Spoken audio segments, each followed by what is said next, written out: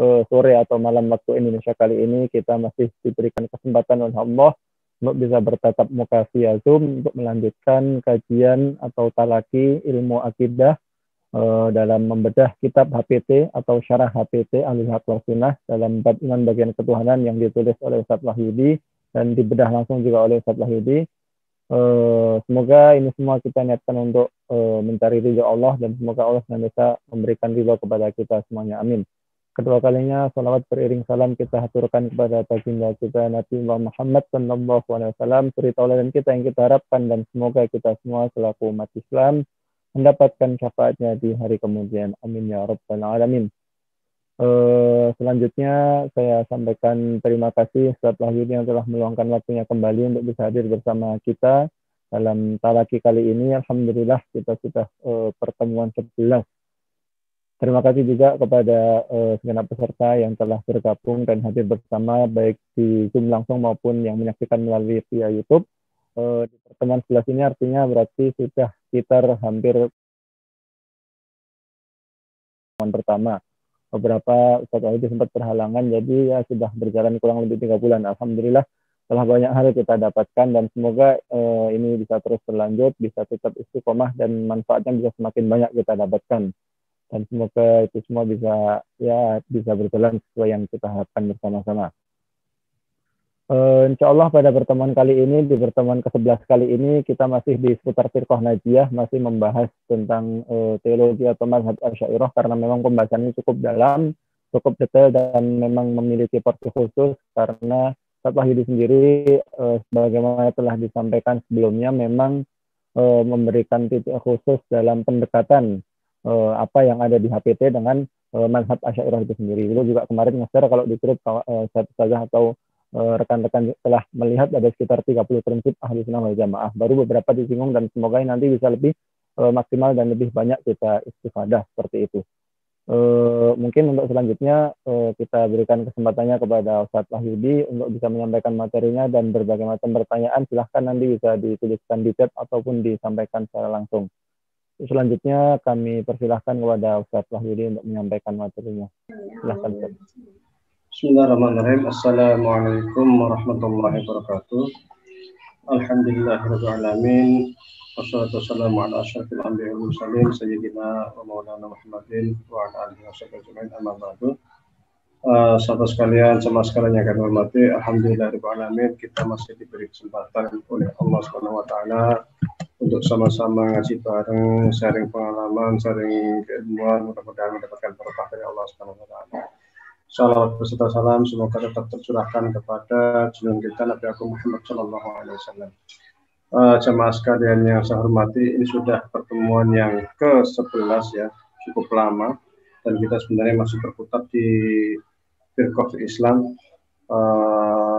Sebenarnya kalau kita tuntas di Asy'ari itu secara tidak langsung kita sebenarnya sudah tuntas HPT bab iman secara keseluruhan, nanti tinggal murojaah saja sebenarnya. Mungkin sebagian kalangan juga sudah agak istilahnya itu sudah agak jenuh barangkali ya pembahasannya, tidak kelar-kelar gitu, nggak selesai-selesai gitu. Dan saya coba untuk ringkas saja nanti supaya cepat selesai gitu kan. Dan kemarin yang bahkan yang untuk hari Sabtu itu yang ngaji Aqidatul Awam dengan Jepang juga sampai sekarang masih di mukadimah buku aja nggak kelar-kelar, nggak masuk-masuk. Ya nggak apa-apa lah, kita pelan-pelan niat thalabul ilmi tidak mengejar cepat selesai ya kan, tapi mudah-mudahan mendapatkan berkah dari Allah Subhanahu wa taala. Tadi juga ada usulan dari moderator supaya kajian kita tidak monoton, mungkin ke depan kita coba bedah buku lain ya kan, sekali-kali kita ngasih HPT ya kan, sekali-kali kita yang lain, itu kan bisa biar bisa inilah lebih variasi gitu lah. Tapi ada usulan umpamanya sekali kita ngaji tentang kritik hermeneutika, mungkin minggu depan kita coba membedah fikih kebinekaan yang dia itu memang menggunakan metode hermeneutika yang ternyata mempunyai dampak yang cukup berbahaya terhadap kajian kitab suci, sehingga bisa dikonstruksi teks, rekonstruksi nas, dan bahkan qadiyatnya itu bisa disalahgunakan. Dan ini sudah saya sampaikan pada pertemuan kemarin bahwasanya ada namanya akal, ada namanya akal-akalan. Dan di situ saya sampaikan penggunaan metode hermeneutika itu merupakan metode yang akal-akalan, bukan metode akal. Karena di dalam Ahlussunnah menempatkan posisi akal sebagai posisi kedua, yaitu setelah Al-Quran kemudian Al-Quran kemudian akal. Tetapi akal di sini bukan akal-akalan, tetapi manhaj akal. Sekedar murojaah mengingat kembali apa yang telah kami sampaikan kemarin. Terkait akal ini, ulama kalam Asy'ariyah termasuk di dalamnya menggunakan dua manhaj, yaitu yang pertama adalah manhaj logika Aristoteles, yang itu sesungguhnya merupakan manhaj akal yang digunakan oleh para ulama kalam mutakhirin, terutama Asy'ariyah mutakhirin. Seperti yang kita lihat dalam kitab At-Tiqar fi Usuluddin karya Imam Hamidi, manhaj akal itu atau kias Aristoteles diletakkan di bagian depan sebelum masuk ke pembahasan. Di depan itu sebelum masuk ke bahasan wujud ontologi, dibahas tentang manhaj akal terlebih dahulu. Yang kedua terkait dengan kias usuli atau di dalam Usuluddin disebut dengan kias ghaib al-syahid. Yang ini biasa digunakan oleh para ulama kalam mutaqaddimin, semisal Imam Asy'ari, Imam Ibnu Furuq dan Imam Baqilani. Tapi kemudian setelah Imam Haramain ini ke bawah, Imam Ghazali ke bawah, itu memang logika Aristoteles cukup dominan. Ini adalah manhaj akal. Manhaj akal ini terstruktur, rapi, dan bisa dipertanggungjawabkan karena dia tidak punya standar yang sangat subjektif. Beda semisal dengan hermeneutika yang itu memang sangat subjektif, karena itu ada namanya subjektivitas pembaca. Subjektivitas pembaca atau subjektivitas teks, atau teks itu sebagai bagian dari sejarah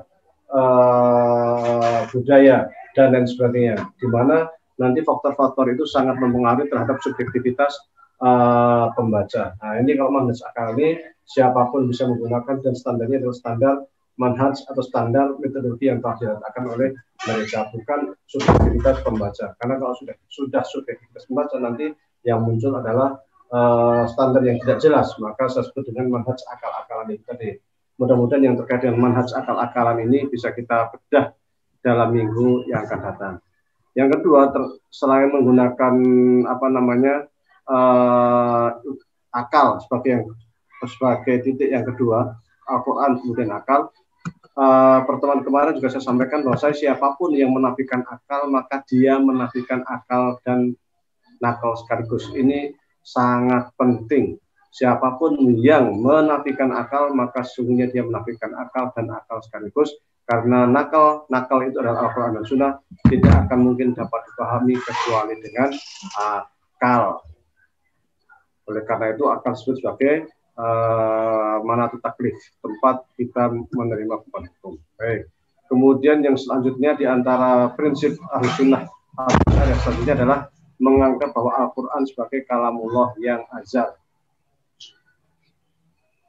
Hal ini mungkin berbeda dengan pendapat Mu'tazilah, di mana Mu'tazilah mengatakan bahwasanya Al-Quran itu makhluk. Perbedaan titik poinnya ada di manakah? Perbedaan titik poinnya sesungguhnya pada definisi tentang kalamullah. Kalamullah itu apa? Kalamullah itu kan yang namanya kalam. Kita harus belajar tentang kalam dulu. Kalam itu apa? Kalau kita membaca kitab Julumiyah, kita akan menemukan kalimat al-kalamu walafdul murakabu al-mufidu bil-wad'i. Al-kalamu walafdul murakabu al-mufidu bil-wad'i. Dalam kitab Julumiyah. Yang kalam itu adalah ungkapan, lafal, walafdul al-murakab yang tersusun, yang bisa dipahami sesuai dengan bahasa terapan. Umpamanya Muhammad makan, kata Muhammad dan makan ini namanya kalam, karena terdiri dari dua kata, mubtada dan khobar, dan itu bisa dipahami. Dan bil wad'i itu sesuai dengan terapan, bahasa terapan. Kalau lafal atau kalam itu adalah lafal yang murakab, ya namanya lafal itu kan sesuatu yang malfud. Lafaz itu sesuatu yang malfud. Yang malfud itu artinya apa? Sesuatu ungkapan yang ada setelah saya ucapkan akan muncul huruf, muncul ungkapan kata-kata, itu namanya lafal. Kalau saya batin maunya saya baca Fatihah tapi dibatin, itu namanya bukan lafal. Karena belum keluar dari mulut. Kalau sudah keluar dari mulut berupa huruf, kata-kata yang bisa dipahami, itu baru namanya lafal. Kalau bukan itu berarti bukan lafal. Kalau masih dalam hati itu namanya membatin. Ini titik perbedaan mulai muncul di sini. Apakah Quran kalamullah atau bukan? Sekarang Al-Quran kan kalamullah, kalam, al-kalamullah itu tadi kan. Bagi Mu'tazilah yang namanya kalam itu kan sesuai dengan kaidah bahasa itu kan walaful murakkab. Kalau kalam itu walaful murakkab al-mufid bil waqi seperti yang biasa dituliskan oleh para ulama bayan, oleh ulama lughah, oleh para ulama bahasa, maka secara otomatis Al-Quran itu ya masuk. Kenapa kok makhluk? Sederhana saja. Makhluk itu apa sih? Makhluk itu adalah segala sesuatu selain Allah itu namanya makhluk. Termasuk huruf-huruf, kata-kata itu adalah makhluk. Logikanya adalah segala sesuatu yang dulunya nggak ada, lalu menjadi ada, itu namanya makhluk. Al-Quran itu kan, kalam itu kan berbahasa Arab, ya kan, bahasa Arab, bisa dipahami kan, bahasa Arab. Sebelum ada langit dan bumi itu nggak ada bahasa Arab. Setelah ada langit dan bumi, Allah menciptakan manusia, mengajarkan Adam al-asma kullaha tsumma aradahum 'alal malaikah, ya kan? Diajarkan Nabi Adam bahasa-bahasa seluruh dunia, ya kan? Tapi apa bahasa Adam itu bahasa apa kita nggak tahu. Kemudian nanti muncullah bahasa Arab, ya kan? Artinya bahasa Arab itu dulu nggak ada, menjadi ada. Ketika sesuatu yang ada menjadi sesuatu yang dulunya nggak ada menjadi ada, itu kan makhluk. Al-Quran bahasa Arab. Bahasa Arab itu dulu nggak ada menjadi ada, berarti Al-Quran itu makhluk. Ini logika yang digunakan oleh Mu'tazilah, sehingga Mu'tazilah mengatakan bahwa Al-Quran itu makhluk. Bahkan sebagian Mu'tazilah lebih ekstrim lagi, dia mengatakan bahwasanya ketika Al-Quran itu dianggap bukan makhluk, berarti Al-Quran itu selain makhluk kan namanya kan Khalik. Kalau Al-Quran Khalik berarti kan ada Allah, ada Khalik, ada Quran. Ini gimana nih? Sehingga Mu'tazilah itu kadang mengatakan bahwasanya atau menuduh ahli sunnah bahwasanya ahli sunnah itu lebih fatal dibanding dengan Nasoro, orang Kristen. Kenapa? Karena orang-orang ahli sunnah itu beranggapan bahwasanya Allah itu punya sifat. Sifat Allah itu ada namanya kitab, bakok, dan sebagainya kan, sami'un, basirun, dan lain sebagainya. Termasuk kalam, di mana semuanya itu adalah azal. Kalau semuanya azal, berarti ada banyak sekali Tuhan-Tuhan orang Asy'ariyah ini katanya kan. Ada Allah, ada alim, karena semuanya qaimun bidzatihi, independen, ada alim, ada kudro, ada apa-apa. Nah ini makanya ketika terjadi fitnatul Quran, Ahmad bin Hanbal yang kemudian dihadapkan kepada penguasa karena tidak mau mengakui bahwasanya Al-Quran itu makhluk, itu menurut Mu'tazilah karena mereka yang tidak mengakui Al-Quran makhluk, mereka itu musyrik. Keyakinannya itu lebih fatal daripada keyakinannya orang Kristen karena menganggap Tuhan itu banyak. Sehingga argumen Mu'tazilah yang memberantas kemusyrikan sebenarnya. Supaya manusia itu, umat Islam itu kembali ke jalan yang benar, ya kan? Itu logika Mu'tazilah. Padahal yang dimaksudkan dengan Ahlus Sunnah wal Jamaah itu atau Ahlul Haq wal Sunnah itu, mereka mengatakan bahwasanya antara sifat dengan Allah itu adalah memang benar dua-duanya independen, qaimun bidzatihi, tetapi muta'alliq billah ta'ala, sangat bergantung kepada Allah Subhanahu wa taala. Jadi yang sifat itu karena sifat azal, karena Allah itu azal. Segala yang azal sifatnya harus azal. Sifat dengan zat itu kan sebenarnya adalah bukan sesuatu yang independen, yang berdiri sendiri. Bukan berarti ada Allah, bukan berarti ada kalam, kemudian ada Allah, bukan. Allah itu zat, di mana zat ini punya sifat, zat ini qadim. Kalau zat ini qadim, sifatnya juga harus qadim, nggak boleh zatnya qadim kalau sifatnya hadis. Nanti akan kacau gitu menurut paham Ahlussunnah. Zat qadim, maka sifatnya harus qadim. Sifat itu sesuatu yang melekat, tetapi keberadaan sifatnya sangat bergantung kepada zat. Tanpa adanya zat, sifat itu nggak ada. Seperti yang saya sampaikan, namanya ini buku. Buku itu nama itu ya sekedar untuk identitas. Yang kita lihat ini, itu sebenarnya sifat, warnanya, apanya. Zat bukunya itu ya atom-atom yang tersusun menjadi sebuah benda ini.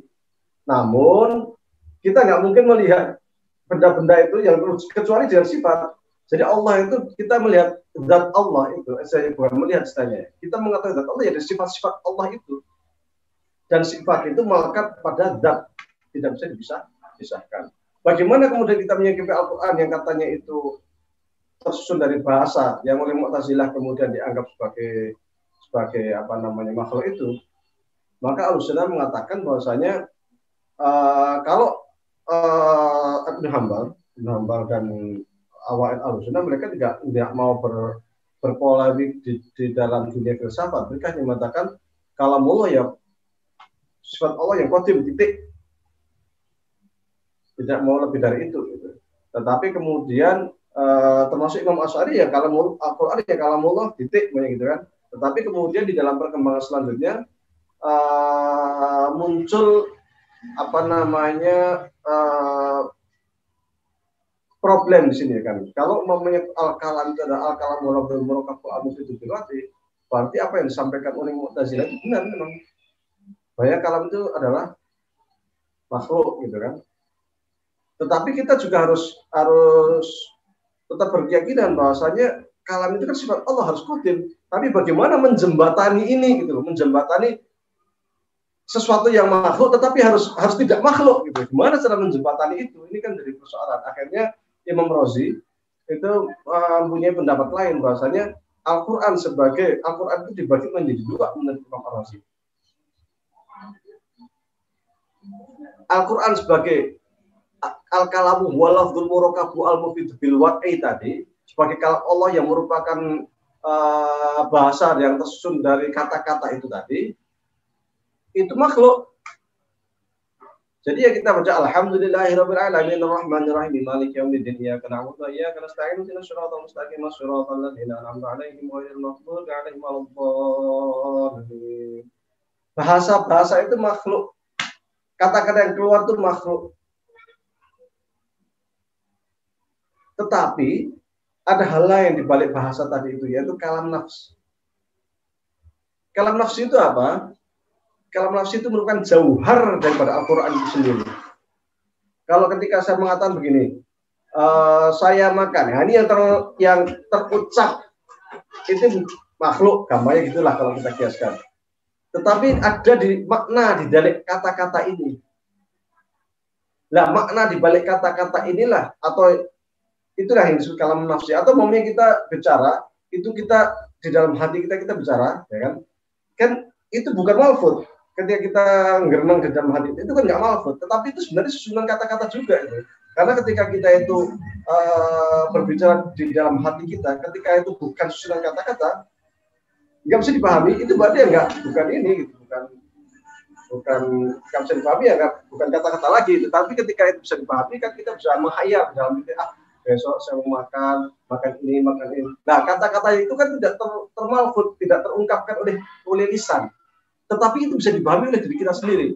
Nah, itulah yang disebut dengan kalam nafsi. Kalam nafsi yang tidak tersusun dari kata-kata itu, dan itu bisa dipahami, nah itulah yang disebut dengan kalam nafsi yang qadim. Jadi Al-Quran itu menurut Imam Razi itu dari dua hal.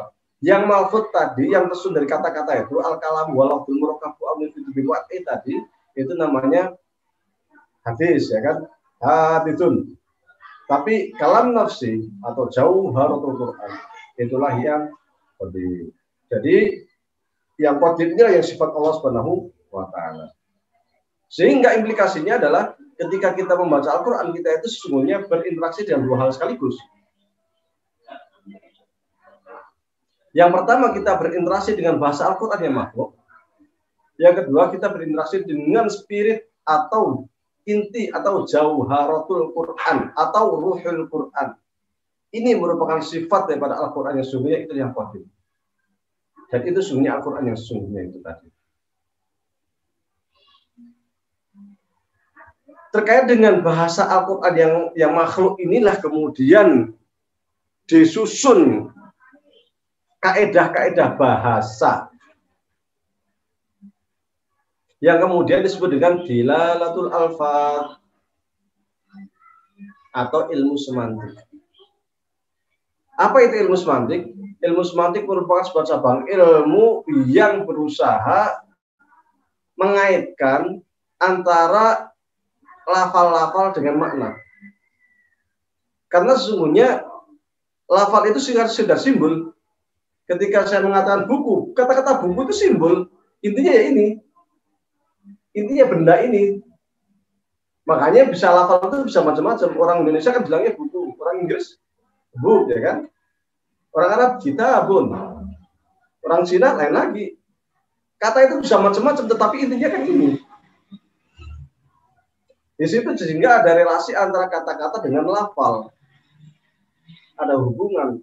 Dan kadang antara kata itu, kata yang meskipun sama persis dengan susunan yang berbeda, itu kaitan dengan makna sudah berbeda. Sehingga ketika ada orang mengatakan Anda panjang tangan, Anda tangan panjang, ini kan hanya sekitar bolak-balik kata, tetapi maknanya berbeda. Kalau tangan panjang tangan kan, tangan panjang bisa jadi tangannya panjang. Kalau panjang tangan kan bisa ini kan pencuri kan. Anda membawa buah tangan, ya kan? Buah tangan itu kiasan, membawa oleh-oleh, ya kan? Sehingga muncul namanya ilmu semantik ini.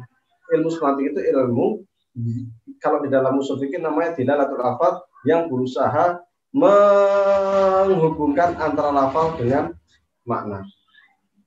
Nah, ini terkait dengan bahasa apa, sehingga ketika kita melihat usul fikih dilalatul lafaz itu, kita akan melihat banyak sekali perbedaan pendapat di kalangan para ulama. Dan itu boleh. Kenapa? Karena usul fikih itu berinteraksi dengan bahasa Al-Quran yang makhluk. Berinteraksi dengan bahasa Al-Quran yang makhluk, yang dicari adalah makna dari Al-Quran itu sendiri. Sehingga sesungguhnya para ulama itu berusaha untuk membuat sebuah struktur bahasa, mengungkap standar-standar bahasa, mencari makna yang ada di balik bahasa itu. Sehingga ketika belajar ilmu semantik, seakan-akan bahasa itu berbicara dengan sendirinya. Bahasa itu mengungkapkan dirinya sendiri. Tapi struktur yang digunakan adalah struktur bahasa Arab. Kenapa struktur bahasa Arab digunakan? Karena Al-Quran berbahasa Arab. Otomatis yang struktur yang digunakan adalah struktur bahasa Arab. Jadi ini sebenarnya mirip-mirip dengan kritik teks atau ya kritik teks modern ya, hermeneutika. Tapi ada banyak perbedaannya adalah bahwa ini terkait dengan standar bahasa, yaitu terkait dengan hubungan antara bahasa dan makna, tetapi standarnya jelas adalah standar bahasa Arab. Apakah perbedaan pendapat di dalam meletakkan hubungan antara lafaz dan makna itu boleh? Ya boleh, karena itu kan terkait dengan sistem istiqra'i, terkait dengan penelitian seorang mustahid, seorang pakar riset, ya kan? Itu boleh-boleh saja, karena bisa jadi menurut dia, katakanlah wamsau bi ru'usikum, bi ini ditab'id, sehingga ketika ayat wudhu ini menggunakan kata ba, itu maksudnya ba itu harus sedikit saja rambutnya itu dasar, karena sebagian ada yang mengatakan harus semua rambut, karena ba itu di mana risok. Wala taqullahu ma'ufin, jangan kamu bicara kepada orang tua. Kalau mungkur, kalau nendang, nah ini namanya mafhum muwafaqah. Kita wajib sholat, ya kan? Wajib sholat. Kalau nggak sholat, dosa. Ini namanya mafhum mukhalafah. Nah, ini kaidah-kaidah yang kemudian diletakkan para ulama usul untuk merumuskan kaidah-kaidah terkait dengan relasi antara bahasa dengan makna. Ini syughul pekerjaannya ulama usul, dan ulama usul ini sungguhnya adalah berinteraksi dengan bahasa Al-Quran yang makhluk. Yang kedua, bahasan terkait dengan spirit Al-Quran. Nanti terkait dengan spirit Al-Quran ini akan berkaitan dengan kalam-kalam mana yang kalam Al-Quran itu yang terkait dengan muhkamat, dan mana kalam-kalam yang terkait dengan mutasyabihat. Tetapi inti yang dibahas adalah jauharatul inti ruhul Quran itu sendiri. Inilah yang dibahas oleh ulama usuluddin. Memang di dalam ulama usuluddin nanti akan ada hal-hal yang terkait dengan hal-hal yang muttafaq alaih, yang seluruh ulama itu sepakat terkait maknanya, terutama terkait dengan hal-hal yang sifatnya praktis. Contoh terkait dengan hukum fikih, sholat, puasa, haji, ya kan wajib itu kan, itu sudah menjadi kesepakatan para ulama. Tetapi ada hal-hal yang terkait dengan nazariyat yang itu terjadi perbedaan pendapat di kalangan para ulama. Ibnu Rushd sendiri di dalam kitab Faslul Maqal fi ma baina syari wal hikmah wal intisar mengatakan bahwasanya memang terkait dengan ijma ini di dalam memahami Al-Quran ada dua hal. Yang pertama terkait dengan hal-hal yang sifatnya praktis, fikih. Menurut Ibnu Rushd bahwasanya hal-hal yang sifatnya praktis itu sangat mungkin terjadi, baik itu ijma sukuti maupun ijma sharih. Yang kedua terkait dengan sesuatu yang sifatnya nazariyat. Nazariyat itu pemikiran keislaman atau filsafat atau kalam. Menurut Ibnu Rus, seperti yang tertulis dalam kitab Fathul Maqal itu, bahwasanya tidak mungkin terjadi ijma di dalam persoalan yang terkait dengan pemikiran Islam, filsafat atau lainnya, atau kalau bahasa Ibnu Rus adalah nazariyat. Kenapa demikian? Karena standarnya nanti adalah takwil. Bagaimana kita bisa mentakwil antara teks-teks Al-Quran itu sendiri yang terkait dengan ayat-ayat mutasyabihat. Dan takwil itu menurut Ibnu Rus hanya diperuntukkan bagi para ulama yang memang spesialis di dalam pembahasan ini, atau ulama usuluddin. Warrasikhuna fil ilmi. Jadi warrasikhuna fil ilmi kata Ibnu Rus. Apa yang disampaikan oleh Ibnu Rus ini sesungguhnya merupakan counter terhadap pemikiran Imam Al-Ghazali di dalam Tahfudz Al-Falasifahnya itu. Karena Imam Al-Ghazali mengkafirkan sesuatu yang sifatnya nazariyat. Karena dianggap oleh Al-Ghazali bahwasanya para filosof yaitu Ibnu Sina dan Al-Farabi itu telah melanggar ijma. Apa yang dianggap melanggar ijma adalah bahwasanya Al-Farabi dan Ibnu Sina itu mengatakan bahwasanya al-alam qadim. Alam raya itu sifatnya qadim. Yang kedua bahwasanya manusia kelak di akhirat itu hanya dibangkitkan rohnya saja. Jasadnya tidak. Karena tidak masuk akal ketika manusia kelak itu akan dibangkitkan dengan jasad. Karena ketika jasad manusia itu meninggal, dia akan dimakan cacing, dimakan apa, dimakan macam-macam, makan tumbuh-tumbuhan. Nanti tumbuh-tumbuhan akan dimakan manusia, makan hewan, dan sebagainya. Cacing juga nanti mati, dimakan apa lagi, sehingga jasad manusia itu sudah tersebar kemana-mana, sudah menjadi hewan, dan gitu, sudah masuk ke tubuh orang lain, dan sebagainya. Sehingga itu mustahil menurut para filsuf. Tetapi oleh Imam Al-Ghazali dianggap ini mereka telah bertentangan dengan ijma bahwasanya orang yang kelak di yaumul qiyamah itu, yaumul hasyar itu akan dibangkitkan jasad dan roh. Dan yang ketiga adalah pernyataan para filsuf Ibnu Sina dan Al-Farabi bahwasanya Allah itu hanya mengetahui al-kulliyat, ilmu al-kulliyat, bukan ilmu yang sifatnya al-juz'iyat. Tiga hal inilah yang kemudian menyebabkan menurut Al-Ghazali orang-orang filsuf itu, para filsuf itu, Ibnu Sina dan Farabi itu kafir. Tetapi menurut Ibnu Rus bahwasanya tidak mungkin kita menganggap hal-hal tersebut pemikiran itu kafir. Kenapa? Karena terkait dengan pemikiran Islam. Dan mustahil ijma. Kenapa mustahil ijma? Kalau persoalan praktis oke, ada ijma, tetapi terkait dengan menazariyat itu ijma gimana mau? Ijma yang disuruh mempelajari terkait dengan persoalan nazariyat itu hanya ar-rasikhuna fil ilmi, hanya orang-orang yang punya spesifikasi di dalam ilmu pengetahuan, tidak semua orang. Kalau praktis iya, ilmu praktis. Dan menurut Ibnu Rus, untuk ijma itu juga syaratnya tidak sederhana. Di dalam Fathul Maqal fi ma baina syari' wal hikmah wal idtisal mengatakan untuk dikatakan ijma itu kita harus tahu wilayah Islam itu luasnya berapa.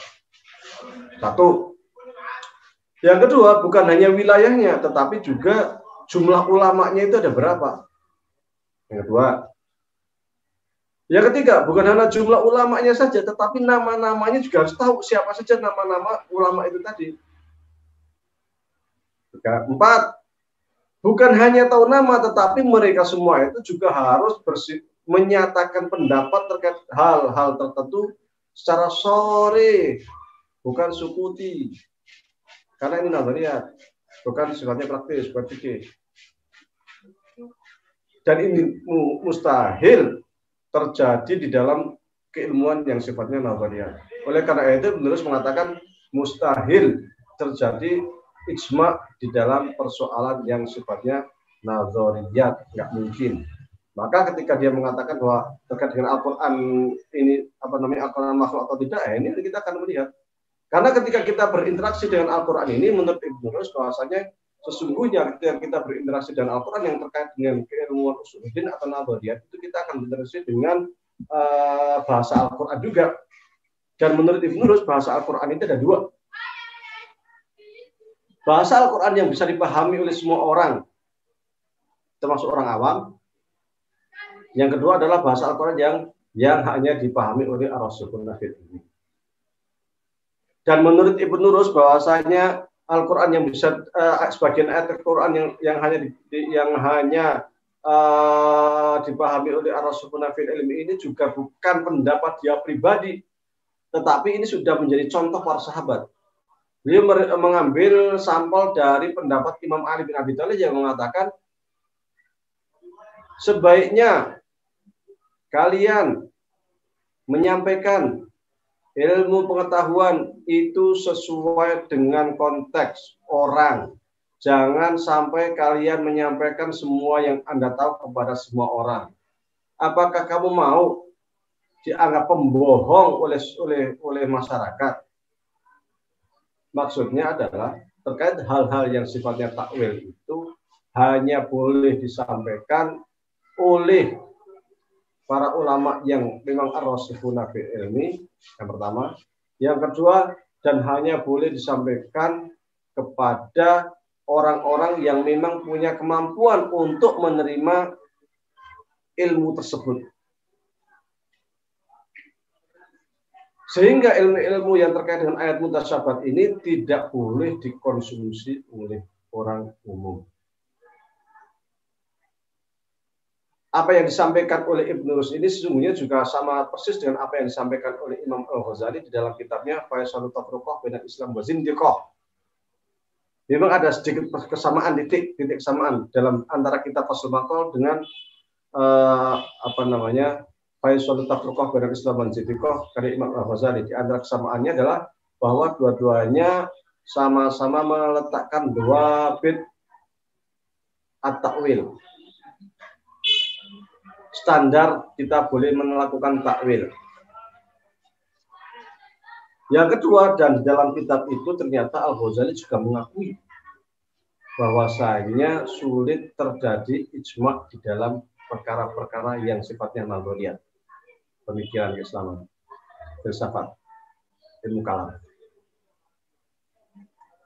Dan juga Imam Al-Ghazali mengakui sama dengan apa yang disampaikan Ibnu Rus bahwasanya ilmu kalam itu tidak boleh diajarkan ke sembarang orang, disampaikan ke sembarang orang. Hanya orang-orang yang sudah siap yang boleh belajar ilmu kalam. Kenapa kok demikian? Karena menurut Al-Ghazali sama juga dengan Ibnu Rus, jika disampaikan kepada khalayak ramai maka yang terjadi adalah fitnah. Namun kan yang terjadi di masyarakat kita saat ini kan tidak demikian. Terkait istiwa, terkait dengan takwil, terkait dengan macam-macam itu yang sungguh terkait dengan ayat-ayat tersebut kita sampaikan di media sosial, ya kan? Kita sampaikan di debat umum, sehingga kita tidak tahu apakah sesungguhnya mereka itu menerima atau tidak. Maka yang terjadi adalah saling kafir mengkafirkan antar satu kelompok dan kelompok lain, dan ini sangat berbahaya. Padahal akidahnya orang awam itu menurut Al-Ghazali ya udah seperti yang dia yakini saja. Kalau waktu di zaman jahiliyah itu Rasulullah menanya kepada orang Badui, "Aina Allah?" Maka orang Badui hanya begini, menunjukkan ke langit. Rasulullah mengatakan, "Ya udah, Anda sudah benar dengan apa yang keyakinan Anda." Ya sudah, karena itulah kemampuan orang awam. Biarkan saja, tidak usah, "Wah, kamu kafir, kamu salah." Ya. Karena memang orang awam hanya sebatas itu, tidak lebih dari itu. Tetapi ketika kita berbicara dengan orang yang lebih intelek ya, istilahnya gitu kan, yang secara keilmuan sudah mapan, nah lain lagi cerita. Kita bolehlah menyatakan memberikan dua bit secara lebih detail. Antara kitab Faisalut Tafruqah dengan kitab Fathul Maqal juga di situ ada titik kesamaan terkait dengan takwil, dua bit takwil itu apa saja. Di antaranya adalah terkait dengan qoro'ih. Ibnu Rus menggunakan istilah al-qoro'ih. Kalau Al-Ghazali biasanya dengan menggunakan al-qoro'in. Tapi artinya sama. Apa itu? Bahwasanya ketika kita berinteraksi dengan Al-Quran itu terkait dengan ayat-ayat mutasyabihat, kita harus melihat indikator. Indikator itu apa? Indikator adalah sebuah, atau kita sebutkan takwil dulu apa? Takwil itu apa? Takwil itu adalah sarful lafzi bin ma'na wal haqiqi ila ma'na wal majazi li qarinatin tadullu alaih. Yang namanya takwil itu adalah memalingkan makna yang sesungguhnya menuju makna lain yang sesuai karena ada indikator tertentu.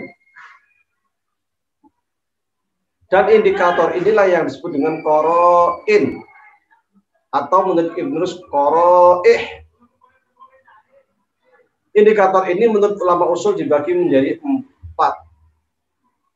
Yang pertama adalah indikator akal, yang kedua indikator syariah, yang ketiga indikator bahasa, dan yang keempat adalah indikator tradisi. Seperti yang pernah saya sampaikan bahwasanya kata-kata as-salat, as-siyam itu makna aslinya sesungguhnya adalah sholat itu doa, sehingga ketika siapapun yang berdoa itu sungguhnya telah sholat. Dan ayat ini harus ditakwil, wajib ditakwil. Karena apa? Karena ketika orang tidak mentakwil ayat ini tentang sholat puasa ini, maka ketika siapapun yang berdoa berarti dia sudah sholat. Nggak usah duhur 4 rakaat, subuh 2 rakaat, asar 4 rakaat, maghrib 3 rakaat, isya 3 rakaat. Nggak usah itu, nggak perlu. Karena sejatinya sholat itu udah doa. Yang siapapun yang doa ya udah sholat. Kalau begini sesat, maka ada namanya takwil yang wajib. Ada hal-hal yang memang harus takwil wajib. Ketika kita tidak mentakwil ayat Al-Quran ini justru sesat. Siapa yang mewajibkan takwil ini? Ya teks daripada tas Al-Quran dan Sunnah sendiri. Karena Al-Quran atau Sunnah sendiri telah memalingkan makna sholat yang artinya itu adalah doa menjadi sebuah perbuatan tertentu dengan niat tertentu yang dimulai dengan takbiratul ihram dan diakhiri dengan salam. Inilah makna sholat. Kalau kita di sholat tidak hanya menggunakan makna bahasa saja, ya kita sesat. Makanya para ulama berijma, bersepakat pada ayat sholat, pada ayat puasa, as-siyam yang artinya dari al-imsak, menahan diri, itu wajib ditakwil. Maka orang yang anti takwil itu aneh. Orang yang anti takwil berarti dia belum pernah belajar usul fikih. Karena kalau dia anti takwil, mengingkar terhadap takwil, berarti sholat dia cukup dengan doa saja, puasa cukup dengan dia menahan saja, ya kan? Dia udah sholat, dia udah puasa. Kalau dia itu ingkar takwil, tetapi sini harus ditakwil. Dan yang memerintahkan takwil itu adalah syariah. Makanya qoro'ihnya namanya qoro'ih syar'iyah atau qoro'in syar'iyah. Indikator syariah. Nanti ada indikator bahasa, nanti ada indikator tradisi, nanti ada indikator dan sebagainya. Baik, tidak terasa sudah 50 menit. Kita cukupkan sampai di sini. Kita lanjutkan dengan dialog. Wallahu a'lam wa billahi taufiq wal hidayah. Wassalamualaikum warahmatullahi wabarakatuh. Waalaikumsalam warahmatullahi wabarakatuh. Baik, jazakumullah khairan. Kami sampaikan kepada Ustaz Wahyudi yang telah menyampaikan materi dan pemaparannya pada pertemuan ke-11 kali ini. Memang sebagaimana diketahui ini masih di pembahasan dari teologi mazhab Asy'ariyah atau Asy'ariyah.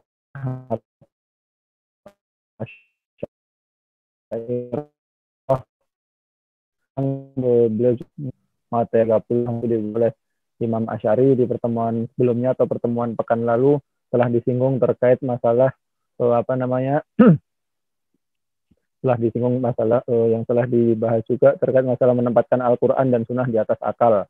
Bahwasanya kalau di mazhab Ahlu Sunnah wal Jamaah memang yang mengetahui sesuatu baik atau buruk dan mana yang syariat dan mana yang bukan adalah jelas itu adalah Al-Quran dan Sunnah atau An-Nas. Hanya saja dalam mengambil proses ijtihad Ahlu Sunnah wal Jamaah menempatkan akal juga dalam posisi yang tinggi. Dan tadi juga sempat dibahas di awal-awal ketika berbicara masalah tentang Al-Quran kaitannya sama mazhab Mu'tazilah yang sangat populer atau banyak kita kenal dengan peristiwa Al-Quran makhluk. Ternyata memang yang terjadi tidak sesederhana yang kita kira. Mereka sampai berpikir seperti itu atau sampai mengatakan seperti itu melalui proses yang sangat panjang. Walaupun seperti itu, dia merasa enggak bahwa Al-Quran itu adalah kalamullah yang azal atau yang qadim, bukan satu yang makhluk atau yang hadis. Tapi sebagaimana disampaikan juga ada beberapa ulama yang membagi ada kalam lafzi atau yang itu merupakan satu yang hadis, dan juga ada kalam nafsi sebagaimana telah beliau sampaikan juga tadi.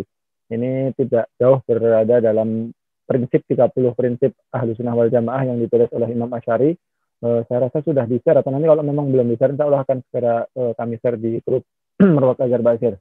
Selanjutnya kita memasuki ke sesi diskusi, dialog atau tanya jawab.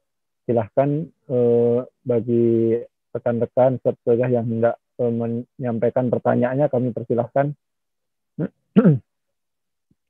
Beliau juga tadi sebagai informasi untuk kita semuanya, sebagaimana telah disampaikan tadi, insya Allah pekan depan, mungkin insya Allah pekan depan, sebagaimana telah disampaikan Satwa Yudi, akan ada spesial gitu, supaya ada selingan di samping kajian kita yang kita usahakan terus berjalan, dan semoga nanti bisa selesai, ada semacam membedah, entah itu nanti bisa boleh dari kitab fikih kebinekaan yang beliau tulis juga, counter atau menggugat fikih kebinekaan yang kitab tersebut disusun oleh banyak ilmuwan atau banyak profesor dan dokter dari Indonesia, berbicara tentang masalah Islam, terutama tentang tafsir-tafsir baik itu Al-Quran dan hadis, yang nanti ada kitabnya sama beliau, dan mungkin nanti akan beliau counter, yang memang titik poin beratnya beliau adalah tentang sistem hermeneutika sendiri, seperti disinggung di awal tadi. Insya Allah di pekan depan dan informasi lebih lanjutnya insya Allah akan kita sampaikan via grup.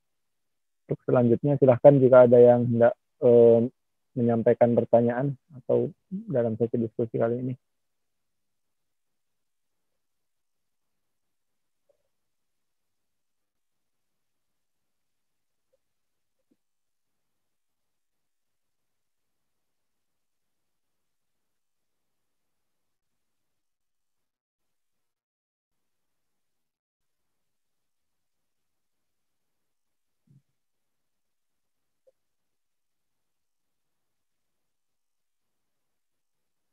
Sepertinya masih belum ada pertanyaan yang masuk, Ustaz Wahyudi. Kalau tidak, nanti saya tambahkan sedikit sebelum kemudian kita closing. Baik, silahkan. Baik, tadi sudah saya sampaikan bahwasanya terkait dengan manhaj takwil tadi, saya sampaikan ada namanya qarinah syar'iyyah, ya kan? Qarinah syar'iyyah ini yang menentukan adalah syariat. Jadi hukum syariat lah atau hukum fikih lah atau hukum syariat lah yang memalingkan itu, sehingga dia itu wajib ditakwil. Yang kedua, qarinah urfiyah atau tradisi, indikator tradisi. Indikator tradisi itulah yang mewajibkan kita untuk mentakwilnya. Contoh ketika saya mengatakan saya ingin makan daging, kemudian saya disuguhi daging ikan, maka saya akan mengatakan, kok ikan? Saya minta daging. Ya, karena di otak kita semua itu yang disebut daging itu adalah daging sapi, daging kambing, ya kan, dan lain-lain. Tetapi padahal yang namanya ikan juga daging gitu. Tetapi tradisi masyarakat kita umumnya mengatakan ikan ya ikan, meskipun dagingnya doang yang diambil, tetap aja ikan, bukan daging. Sehingga ketika ada orang saya mengatakan saya ingin makan daging kok dikasih ikan, ya dianggap salah. Padahal sebenarnya nggak salah.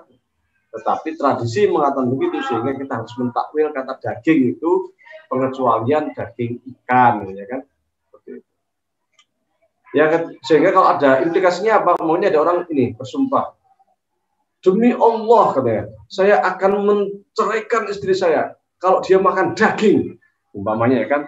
Ya, istrinya makan ikan, cerai enggak? Nah, di sini tradisi mengatakan meskipun ikan itu daging, ya kan, tetapi tradisi mengatakan bahwa saya ikan ya ikan gitu, yang daging ya daging kambing, daging sapi, sehingga ketika istrinya itu makan ikan, nggak jatuh talak. Ini namanya talak mu'allaq. Talak mu'allaq itu talak karena syarat tertentu, ya kan. Yang ketiga, nanti ada implikasi tradisi itu banyak sekali, nanti implikasi bukan hanya terkait dengan talak, tetapi juga implikasi lain. Tetapi yang paling sering terkait dengan terkait dengan tradisi qadnah tradisi itu memang di bab talak itu sering banget terjadi. Tapi sesungguhnya ada hal lain juga yang terjadi. Gitu. Yang ketiga terkait dengan qarinah akliyah. Ketika saya mengatakan dia itu perangnya kayak singa. Bukan berarti dia itu berubah jadi singa. Itu hanya sekedar majas, metafor, menunjukkan bahwa dia itu orangnya sangat berani. Sehingga dia itu seperti singa. Maka dia harus ditakwil. Dan yang terakhir, takwil itu terkait dengan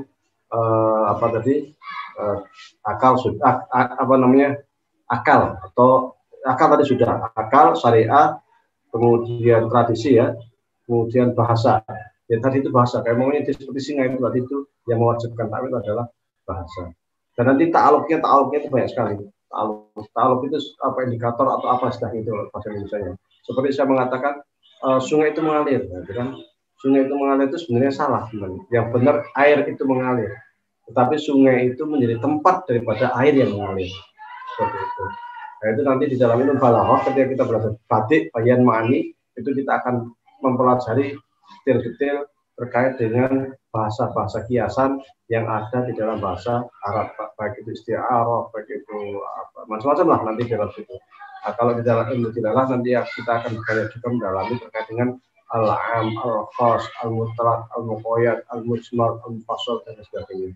Dan itu oleh ulama usul sudah diletakkan standarnya secara detail sehingga kita ketika berusaha untuk mentakwilkan ayat-ayat Al-Quran itu ada standar yang jelas seperti yang telah diletakkan oleh ulama usul, bukan tanpa standar sehingga bukan memberikan makna yang sesuai tetapi justru merusak makna Al-Quran itu sendiri, mengobrak-abrik bahkan mendekonstruksi ayat Al-Quran. Ini kan sangat fatal akibatnya karena nanti semua yang ada di dalam Al-Quran itu bisa ditakwilkan, bisa ditafsirkan sesuka hati, dan inilah hermeneutika itu. Wallahu a'lam. Ini sudah ada pertanyaan masuk. Ya, alhamdulillah ada pertanyaan tadi masuk ini, coba saya bacakan. Dari Data mohon izin bertanya Ustadz terkait kalam nafsi Ibnu Rushd, apakah beliau memberikan syarat-syarat terkait kebenaran dalam memahaminya, dan apakah perangkat yang digunakan manusia untuk memahaminya itu menggunakan pengetahuan akal yang terbatas? Silahkan Ustadz. Terkait kalam nafsi itu merupakan pendapat Imam Ar-Razi di dalam kitab Al-Mahsul fi Ushulil Fiqh, bukan pendapat Ibnu Rushd. Itu sudah meluruskan. Kalam nafsi merupakan pendapat daripada Imam Ar-Razi yang bermadzhab Asy'ari di dalam kitab Al-Mahsul fi Ushulil Fiqh jilid 1. Yang disampaikan oleh Imam Ar-Razi itu adalah bahwa dia itu sesungguhnya berusaha untuk menengahi problem terkait dengan kata-kata Al-Quran yang merupakan kalamullah itu. Kalau kalam itu dipahami sebagai al-kalam walaful murakabu al-mufidu bil watai, maka otomatis kita akan mengatakan bahwa Al-Quran itu makhluk. Tapi kan tidak mungkin. Tetapi satu sisi ya harus iya gitu loh. Harus satu sisi kita harus mengatakan Al-Quran itu memang makhluk karena memang Al-Quran itu berbahasa Arab. Sebagaimana Injil Taurat berbahasa Ibrani ya kan. Dan Injil Taurat kan mereka juga kitab kalamullah juga gitu, yang masih asli ya. Itu kan kalamullah juga, tetapi bagaimana mungkin kalamullah satu berbahasa Arab, satu berbahasa Ibrani ya kan? Apakah Allah itu berbahasa Arab ngomongnya, apakah berbahasa Ibrani kan? Jadi persoalan ini. Makanya untuk menengahi ini menggunakan akalnya itu sesuai dengan logika yang digunakan oleh Imam Razi, Al-Quran yang bahasa itu atau Injil atau Taurat yang dengan menggunakan bahasa Ibrani itu, bahasa-bahasa ini merupakan makhluk. Dan itu tugas para ulama usul fikih untuk mendalaminya. Yang kedua, tetapi Al-Quran atau kalam-kalam itu mempunyai jauhar ataupun mempunyai kalam nafsi. Bagaimana manusia ketika dia berbicara, itu ada lafaz dari luar, tetapi ada non-lafaz yang ada di dalam hati dia, yang ingin dia ungkapkan. Itulah yang namanya kalam nafsi, yang itu sifatnya qadim. Kenapa dia qadim? Karena dia bukan huruf, bukan kata-kata, bukan tersusun keluar malfud dari mulut manusia. Itulah yang bukan, yang Al-Quran yang bukan kita pegang, yang bukan malfud, itulah yang jauhar Al-Quran, itulah yang merupakan kalamullah yang qadim. Sehingga kita berinteraksi dalam Al-Quran, kita berinteraksi dengan dua hal. Al-Quran yang dia itu merupakan kalamullah yang qadim, dan Al-Quran yang makhluk. Oleh karena itu, nilai sakralitas daripada Al-Quran tetap harus dipegang kuat-kuat. Tidak ada tuh orang Mu'tazilah meskipun mereka mengatakan Quran makhluk kemudian melempar Al-Quran itu nggak ada dalam sejarah. Apalagi sampai menginjak-injak Al-Quran. Tidak ada sejarah. Orang Mu'tazilah itu sangat hormat, angkat topi terhadap Al-Quran itu. Beda dengan salah seorang dosen di UIN yang kemudian sampai melempar Al-Quran mengatakan Al-Quran makhluk. Nggak seperti itu. Jadi orang yang sekarang ini lain lah, nggak tahu kenapa mereka bisa seperti itu. Kalau orang-orang Mu'tazilah sangat hormat sekali itu. Itu pertanyaan pertama ya.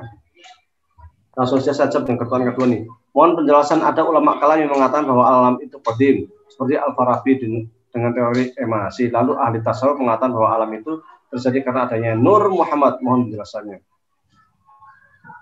Yang mengatakan alam qadim itu bukan ulama kalam, tetapi filsuf atau filosof. Seluruh ulama kalam bersepakat bahwasanya alam raya ini sifatnya hadisun. Bagaimana yang Anda baca di dalam kitab Himpunan Putusan Tarjih Bab Iman, sana dikatakan wa innal alam kullahu hadithun khuliqa minal adam. Itu Bab Iman bisa dibaca itu. Dan bahwasanya alam raya itu hadithun, baharu, ciptaan. Tapi para filsuf mengatakan alam itu qadim. Apa perbedaannya? Perbedaannya adalah bahwasanya alam ini menurut para ulama kalam itu memang muncul bukan dari ketiadaan. Muncul dari ketiadaan. Loh. Jadi Allah sendiri nggak ada apa-apa. Khalaq. Istilah al-khalaq dalam ilmu kalam. Kosong nggak ada apa-apa. Muncullah alam raya. Makanya disebut alam hadisun. Tetapi bagi para filsuf, mereka mengatakan alam itu qadim. Kenapa alam itu qadim? Karena ada Allah. Allah ada, secara otomatis ada selain Allah. Baik itu ruang kosong atau apapun namanya, itu pasti ada Allah, ada selainnya. Itulah yang namanya alam. Selain Allah itu berarti dia sifatnya qadim. Bagi ulama kalam, ketika Allah masih sendiri, selain itu nggak ada fadil, kosong sama sekali. Tetapi bagi ulama kalam, bagi para filsuf, selain Allah itu juga sesuatu, meskipun nggak ada itu berarti syai'. Meskipun nggak ada berarti dia sesuatu. Maka mereka mengatakan alam itu qadim. Sehingga terus di dalam kitab Faslul Maqal Fima Baina Syar'i wal Hikmah wal Lisan, dan juga di dalam kitab Manahijul Adillah fi Aqaidil Billah, dia berusaha menengahinya gimana, bahwasanya alam raya itu yang terkait dengan, kan perbedaannya sebenarnya selain tadi, selain ada Allah dan selain Allah, ada perbedaan lain. Adalah terkait dengan zaman. Zaman itu apa? Zaman itu adalah terkait dengan waktu. Menurut paham ilmu kalam, ulama kalam, yang namanya waktu itu muncul ketika sudah ada alam raya itu berputar, maka muncullah waktu. Kita memulai dari 0, 1, 2, 3, 4. Sekarang, besok ya kan. Tetapi sebelum alam raya ini diciptakan tidak ada namanya zaman. Tidak ada namanya waktu. Adanya yang belum ada waktu. Karena waktu merupakan perputaran alam raya. Kita tahu sekarang, besok, kemarin karena bumi berputar kan. Coba bumi berhenti aja. Nggak berputar pada porosnya. Nggak muter matahari. Ya kita nggak tahu kapan siang, kapan malam. Kan diem aja. Sama aja. Siang terus. Malam terus. Kan tidak ada perputaran. Sehingga waktu besok, kemarin, sekarang itu nggak ada. Jadi menurut ulama kalam, waktu itu mulai dari 0. Sementara para filsuf mengatakan memang ada waktu yang mulai dari 0 ini yang terkait dengan zaman ini, yang terkait dengan pergerakan alam raya. Tetapi sebelum alam raya ada, itu juga ada waktu. Karena sebelum alam raya ada, itu pasti ada sesuatu. Ini kan waktu juga. Gitu. Sehingga ada pertanyaan, kapan alam raya diciptakan? Alam raya diciptakan adalah sekian. Nah ketika ada pertanyaan, kapan? Berarti ada sebelum. Maka Ibnu Rus di dalam kitab Faslul Maqal mengatakan wa kana arsyu 'alal ma, kata Ibnu Rus. Sebelum alam raya diciptakan pun Allah sudah mengatakan bahwa arsy Allah itu ada di atas air katanya. Berarti ada syai', ada sesuatu meskipun alam raya belum diciptakan. Dari sanalah kemudian Ibnu mengatakan alam itu ada qadim. Kalau terikat dengan zaman berarti dia alam raya hadis. Tapi kalau tidak terikat dengan zaman berarti qadim. Terikat dengan zaman itu maksudnya harakatul falak, pergerakan alam raya. Ini pula sesungguhnya yang melatar belakangi kenapa Ibnu Taimiyah juga mengatakan alam raya itu min haitsul jins huwa qadim min haitsul naw' wal hadis. Alam raya kalau dilihat dari jenis alam selain Allah itu qadim, tetapi kalau dilihat dari pergerakan alam raya ini merupakan hadis. Pendapat Ibnu Taimiyah itu semuanya sama dengan pendapat Ibnu Rus yang juga sama dengan pendapatnya Abu Barakat Al-Baghdadi. Siapa Abu Barakat Al-Baghdadi? Abu Barakat Al-Baghdadi adalah seorang filsuf Muslim yang konon sebelumnya dia itu Yahudi yang kemudian masuk Islam. Dari Al-Baghdadi kemudian dinukil oleh Ibnu Taimiyah, tetapi juga sungguhnya mirip dengan yang dinukil juga oleh Ibnu Rus. Itu terkait dengan qadim dan hadis antara filsuf dengan ulama kalam. Ada lagi yang terkait dengan tasawuf. Kalau tasawuf lain lagi, dia mengatakan bahwasanya sebelum ada alam raya itu ada namanya Nur Muhammad. Memang ada hadisnya, tetapi pernah saya cek ternyata hadisnya dhaif ya. Tetapi itu sering dijadikan sebagai hujjah argumen para filsuf yang mengatakan bahwasanya sebelum alam raya tercipta itu ada namanya Nur Muhammad. Dari Nur Muhammad itulah kemudian alam raya ini tercipta. Jadi alam raya tercipta itu gampangnya itu karena wasilah lah istilahnya itu. Karena kebesaran Nur Muhammad. Jadi istilah Nur Muhammad itu diantaranya menurut orang tasawuf itu dibuktikan dengan Nabi Adam yang ketika diciptakan melihat ke langit, oh itu apa ya Rasul? Ya Allah, gitu ya. Itu adalah salah seorang dari anak turunmu kelak. Siapa dia? Dia adalah Nabi Muhammad. Dia itu begini. Nabi Adam mengatakan, ya laitani, ya Allah, andai kata saya menjadi pengikutnya Nabi Muhammad.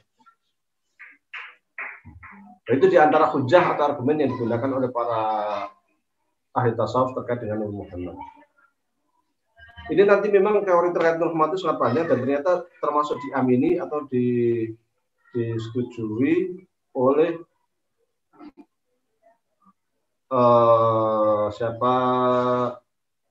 Gus Pur, kalau salah, termasuk yang setuju dengan adanya Nur Muhammad ini. Tapi kalau saya lihat hadisnya ternyata baik, karena ya itu terkait pandangan masing-masing. Tapi itu terkait dengan teori masing-masing.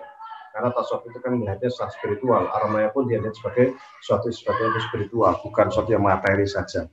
Wallahu a'lam.